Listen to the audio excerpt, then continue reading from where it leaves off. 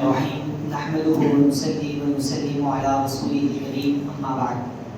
حاضرین محترم، اللہ سبحانہ و تعالیٰ کے فضل و کرم سے آج جملہ 17 پارے مکمل ہوئے اور 2 صورتیں سورہ انبیاء اور سورہ انبیاء، اس سے پہلے ایک اور سورہ حج، انبیاء اور سورہ حج، یہ 2 صورتیں مکمل ہوئے. یہ جو پہلا سورہ ہم نے تلاوت کیا ہے، جملہ آدھے پارے کا سورہ ہے، اس میں اللہ سبحانہ و تعالیٰ نے جملہ 17 انبیاء علیہ السلام کا تذکرہ کیا، اس لیے اس سورہ کا نام ہی سورۃ الانبیاء ہے. لیکن آپ دیکھیں کہ جو ہماری ہدایت اور ہماری تربیت کے متعلق اور ہمارے ایمان کے متعلق جو بات ہے کہ ان انبیاء علیہ السلام کے وہ احوال کو بیان کیا گیا کہ جہاں پر انہوں نے اپنے بندے ہونے کا احساس اللہ کے سامنے رکھا ہے. انبیاء کے پاس نبوت ہے، رسالت ہے، ان کا نبی ہونا، رسول ہونا، لیکن ان کا انبیاء کی نبوت ان کے خود کے لیے نہیں ہے، ان کی امت کے لیے ہے. انبیاء کی نبوت امت کے لیے، رسولوں کی رسالت امت کے لیے. ان کے پاس خود کیا ہے تو وہ عبدیت ہے، یعنی بندگی کا احساس کہ ہم خدا تعالیٰ کے بندے. اس لیے یہاں پر جو چیزیں اللہ سبحانہ و تعالیٰ نے ذکر کی ہے، ابراہیم علیہ السلام، نوح علیہ السلام، ہود علیہ السلام، یونس علیہ السلام وغیرہ کی جو داستان ہے، اس کو اللہ نے جو ذکر کیا، کیسے وہ جو ہے اپنے بندے ہونے کا احساس بتا رہے ہیں اللہ رب العزت کے سامنے. کہ آپ دیکھیے ابراہیم علیہ السلام کو آگ میں ڈالا جا رہا ہے، کتنا کامل بھروسہ ہے اللہ کی ذات پر. ایک طرف سے پانی کا فرشتہ آ کر پوچھتا ہے کہ جو ہے کیا میں آگ کو بجھا دوں، کہتے ہیں نہیں. بادل کا فرشتہ آ کر پوچھتا ہے، پہاڑوں والا فرشتہ آ کر پوچھتا ہے کہ یہ قوم کو جو ہے یعنی کہتا ہے کہ میں کچھ آپ کی مدد کر دوں، تو آپ سب کو جو ہے جواب دیتے ہیں نہیں، کہ اللہ سبحانہ و تعالیٰ جو ہے میرے حال سے اچھی طرح واقف ہے اور مجھے اس سے سوال کرنے کی ضرورت نہیں ہے. ایسا ہوا بھی اللہ نے براہ راست آگ کو حکم دیا کہ قلنا یا نار کونی بردا وسلاما، اے آگ ابراہیم پر ٹھنڈی ہو جا اور سلامتی والی ہو جا. پیغام ہے، اس میں ہم کو سمجھنے کی ضرورت ہے. اللہ تعالیٰ بتلانا چاہتا ہے کہ دیکھو تکلیف دینے والی، مصیبت پہنچانے والی چیز ہوں گی. بظاہر آپ کو دکھے گا کہ تکلیف دینے والی چیز ہے، مصیبت پہنچانے والی چیز ہے، لیکن اگر تم اس سے بچنا چاہتے ہو تو پھر ملت ابراہیمی والے بن جاؤ. ابراہیم علیہ السلام کی ملت کیا تھی، کیا تھا کہ ما کان ابراہیم یہودیہ ولا نصرانیہ ولکن کان حنیفا مسلما. ابراہیم تمام باطل چیزوں سے کٹ کر اللہ رب العزت کے ہوئے تھے، جس کی وجہ سے مدد ان کو آئی. براہ راست اللہ نے جو ہے آپ کو بجھایا. اللہ کا حکم جب تک نہ آیا کوئی چیز تکلیف نہیں دے سکتی. اور ایک دوسرے مقام پر اللہ سبحانہ و تعالیٰ نے ابراہیم علیہ السلام کے تعلق سے واقعات کو ذکر کر کے فرمایا کہ انہ من عبادنا المؤمنین، کہ یہ بس سمجھو کہ ابراہیم علیہ السلام نبی تھے، رسول تھے، اس لیے ان کو ایسی مدد، ایسی نصرت حاصل ہوئی. ان کا تعلق اللہ سے اتنا مضبوط تھا، بندگی والا. نبوت کے حوالے سے اللہ نے ذکر نہیں کیا یہاں پر اس بات کو، نبوت کے رسالت کے حوالے سے نہیں، بلکہ ابراہیم علیہ السلام کی نبوت تو قوم کے لیے، ان کی رسالت تو قوم کے لیے. خود ابراہیم علیہ السلام کے اپنے پاس کیا تھا؟ بندگی تھی، اللہ سے مضبوط تعلق. وہ مضبوط تعلق کی وجہ سے اللہ نے ابراہیم علیہ السلام کی مدد کی. ہم کیا سمجھتے ہیں کہ نبی تھے اس لیے آگ میں سے بچ کے نکل گئے، رسول تھے اس لیے آگ ان کے اوپر اثر ہی نہیں کری. نہیں، اللہ نے تو ایسا ذکر نہیں کیا. اللہ نے ذکر کیا ابراہیم علیہ السلام مومن تھے، ان کا تعلق مجھ سے بڑا مضبوط تھا، اس لیے وہ آگ سے بچ کے نکلے. حقیقت ہے یہ، قرآن نے اس کو ذکر کیا. اکثر ایسا ہوتا ہے کہ ہم یہ سمجھ کر کہ جو ہے نبی تھے، رسول تھے بھائی اس لیے ان کو ایسی مدد آئی، لیکن اللہ نے ایمان کے حوالے سے ذکر کیا. تم بھی ایسا ایمان پیدا کرو، تمہیں بھی جو ایسی مدد نصرت مل سکتی ہے. کیا ہے وہ علامہ اقبال کا ایک شعر ہے، آج بھی ہو جو ابراہیم سا ایمان پیدا، آگ کر سکتی ہے انداز گلستان پیدا. علامہ اقبال حقیقت کو بیان کیے، ایمان کو ذکر کیے وہاں پر.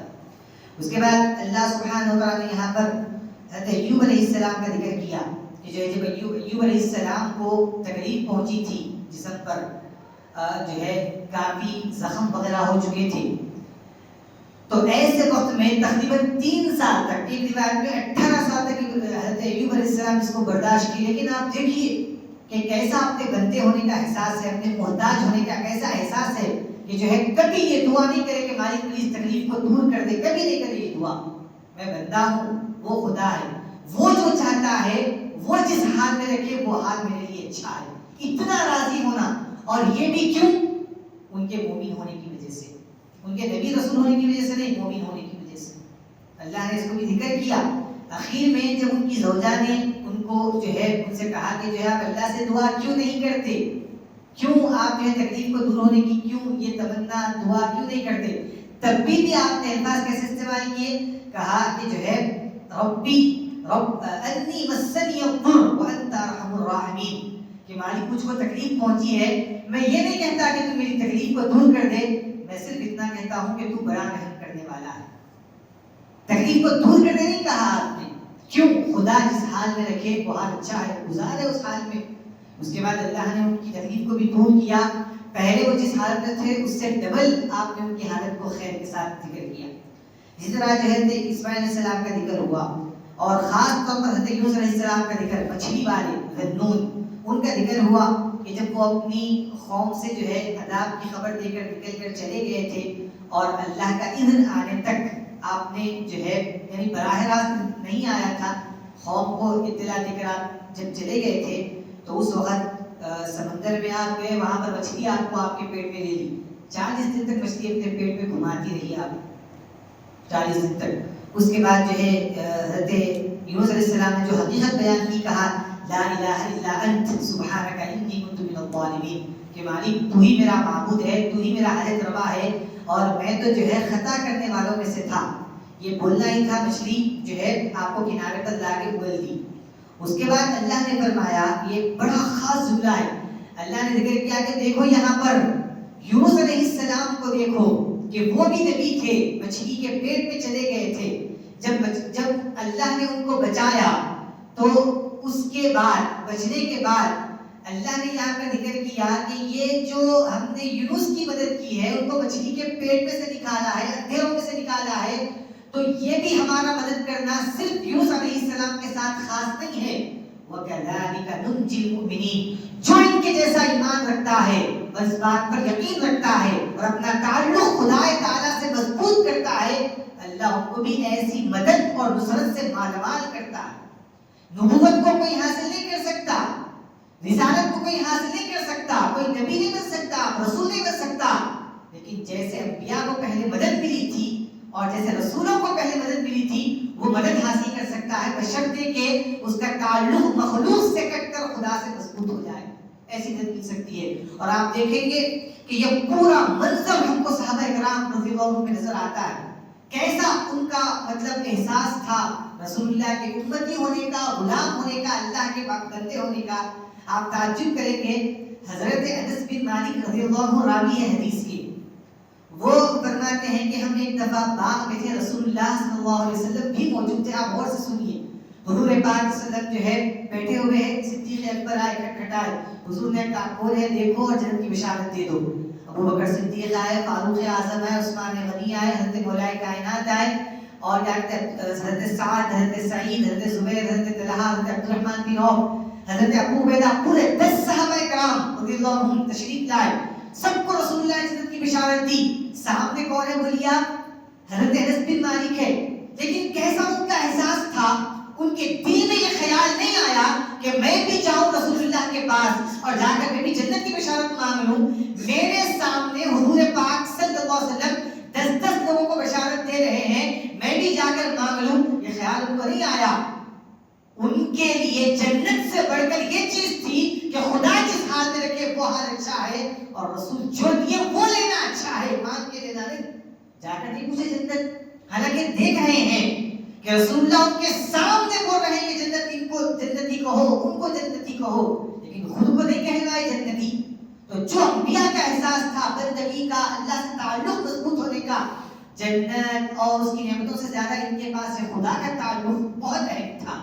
اس لیے کبھی جا کر مطالبہ نہیں کیا رسول اللہ صلی اللہ علیہ وسلم سے کہ حضور اتنے لوگوں کو آپ دے رہے، مجھ کو بھی دے دیں، ایسا مطالبہ نہیں کیا.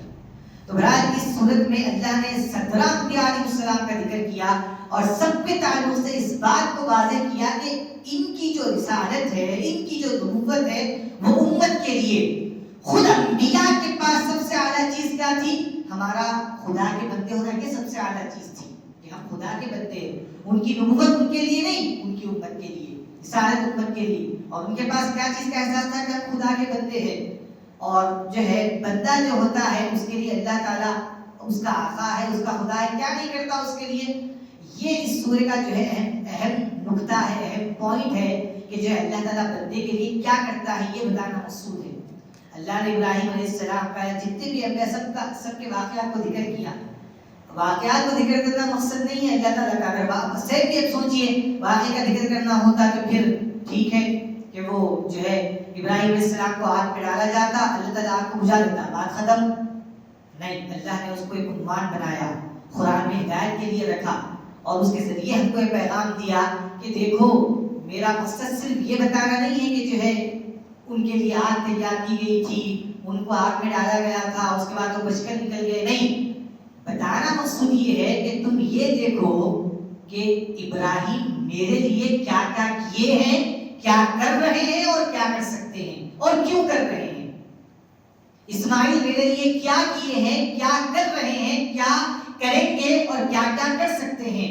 نوح، ہود، یونس وغیرہ سارے انبیاء علیہ السلام اپنے بندے ہونے کی وجہ سے کیا کیا خدا تعالیٰ کے لیے کر سکتے ہیں یہ بتانا مقصود ہے. واقعات کو ذکر کرنا مقصد نہیں. ذبح کا واقعہ پیش آیا، حضرت ابراہیم علیہ السلام حضرت اسماعیل علیہ السلام کا واقعہ بیان کرنا مقصود ہوتا. وہ ذبح کرتے تھے بیٹے کو، بات ختم. نہیں، اللہ نے ویسا نہیں کیا، بلکہ ان کو بچایا بھی، ہمارے سامنے ذکر بھی کیا، اس کے ذریعے بتایا کہ دیکھو یہ واقعات بیان کرنا مقصد نہیں. ابراہیم میرے لیے کہاں تک گئے کہ اپنے بیٹے کو بھی ذبح کرنے کے لیے تیار ہو گئے، صرف اس لیے کہ وہ میرے بندے ہیں، وہ میرے ایمان والے بندے ہیں. یہ ایمان کا احساس ختم ہو گیا ہمارے پاس سے آج. ختم. کچھ چند اعمال پہ ہم رک گئے ہیں. کوئی نماز پڑھنے کو کافی سمجھ لیا، کوئی رمضان میں روزے رکھنے کو کافی سمجھ لیا، کوئی کچھ بانٹ کے، کچھ کھلا کے پلا کے، کوئی کچھ اہتمام کر لے کے، کوئی کچھ غریبوں کی مدد کر دے کے خوش ہے. یہ جو ایمان کا احساس ہے ختم. آج ایک واقعہ پڑھنے میں آیا کہ جو ہے اللہ تعالیٰ حضرت اسرائیل سے پوچھے کرتے کہ اے اسرائیل، روح نکالتے وقت کبھی تمہیں کسی پر تعجب ہوا؟ اسرائیل سے ملک الموت اس سے پوچھے تو اسرائیل السلام نے جواب دیے کہ مالک 2 جگہ پر مجھ کو تعجب ہوا. یہ میں خالی اپنی تربیت کے لیے آپ سے بول رہا ہوں. تو بولے اللہ تعالیٰ پوچھا کہ کہاں کہاں پر تعجب ہوا؟ تو بولے کہ ایک قافلہ تھا، ایک فیملی، ایک خاندان تھا جو سمندر میں سفر کر رہے تھے. اس وقت تیرا حکم آیا کہ جو ہے وہ سارے ڈوبنے والے ہیں اور سب کی روح قبض کرنا ہے. البتہ وہاں پر ایک خاتون بھی تھی اور اس کے ہاتھ میں چھوٹا بچہ تھا. اس کے تعلق سے تیرا حکم آیا کہ اس کو بچا لیا جائے اور کنارے پر چھوڑ دیا جائے. مجھے بڑا تعجب ہوا کیونکہ اس کا پالنے والا دیکھنے والا کوئی نہیں تھا، لیکن تیرا حکم تھا. اور فرشتوں کی خاصیت کیا ہے؟ لا یعصون اللہ ما امرہم، جو اللہ بولتا ہے وہ اس کے خلاف نہیں کرتے. بہرحال میں نے اس بچے کو بچا کر کنارے پر رکھ دیا. اس کے بعد دوسری مرتبہ کہاں تعجب ہوا؟ ایک تیرا دشمن تھا شداد، جس کو تو نے بادشاہت عطا کی تھی، وہ اپنی بادشاہت کے بلبوتے پر جو ہے دنیا میں جنت بنایا، کئی سال لگا کر جنت تیار کیا. اور جب وہ اپنی آرزو، تمنا، خواہش پورا کرنے کے لیے جنت، اب اس کی اپنی جنت، اس کی وہ بنائی ہوئی جنت میں داخل ہو رہا تھا، اس وقت تیرا حکم ہے کہ اس کی روح نکال دی جائے. مجھے بڑا تعجب ہوا، کاش کہ وہ دشمن ہی کیوں نہ ہو لیکن اپنی جنت تو کم سے کم دیکھ لیتا. اللہ نے اسرائیل کو جواب دیا، ملک الموت کو، کہ اے اسرائیل تمہیں 2 جگہ پر نہیں، ایک ہی شخص پر تم پر تعجب ہوا. وہی بچہ تھا جس کو تم نے بچا کر کنارے پر رکھا تھا. ہم نے اس کو صلاحیت دی، توفیق دی، اس کو بڑا کر کے بادشاہ بنایا. لیکن جب وہ اپنے آپ کو بندہ سمجھ کر، بندہ سمجھنا چھوڑ کر خدا جب سمجھنے لگا اور اپنے بندگی کے احساس کو ختم کیا، ہم نے اس کو ہلاک کر دیا. نہیں داخل ہونے دیا جنت میں. اس کو سمجھے آپ نے واقعہ؟ نہیں سمجھ میں آیا؟ واقعہ سمجھ میں آیا نہیں؟ کیا مطلب؟ جب بندگی کا احساس ختم ہوا، خدا بنائے بیٹھا تھا اپنے آپ کو، ہم نے ہلاک کر دیا اس کو. تو جہاں احساس ختم ہوتا نا، غفلت آتی ہے. اللہ نے ذکر کیا، آج ہی ہم نے تلاوت کی، اقترب للناس حسابهم وهم في غفلة معرضون. کب بولا جا رہا ہے یہ کہ لوگوں کے لیے حساب و کتاب کا وقت قریب آ چکا. آ چکا، قریب، بہت قریب آ چکا، لیکن لوگ ہیں غفلت میں پڑے ہوئے ہیں.